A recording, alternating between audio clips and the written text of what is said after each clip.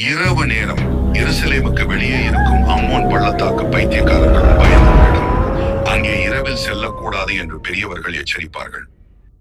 யோனாதான் என்ற இளைஞன், நான் கடவுளை நம்புகிறேன், பயமில்லை என்று சொல்லிக்கொண்டு அந்த வழியாக நடந்து சென்றான். அவன் பாதையில் நடந்து செல்லும் போதெல்லாம் வழியிலே ஒருவித அசம்பாவிதம் இருந்தது. மரங்கள் மெதுவாக காற்றில் அசைந்தன.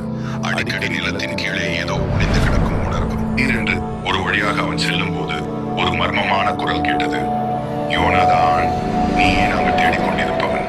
யோனாதான் நடுங்கிக் கொண்டே, யார் பேசுகிறீர்கள் என்று கேட்டான். அப்பொழுது மண்ணுக்குள் இருந்து ஒரு பழைய கல் தகடு வெளியில் தோன்றியது.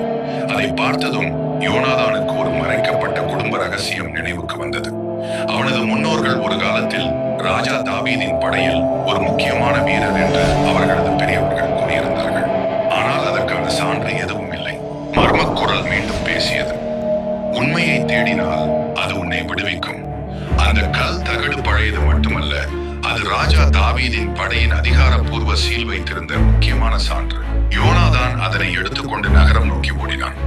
அவன் பண்டைய நூலகத்திற்கு சென்ற போது அங்கிருந்த பெரியவர் அதை பார்த்து அதிர்ந்து விட்டார். இது உன் குடும்பத்தின் உண்மையான அடையாளம்.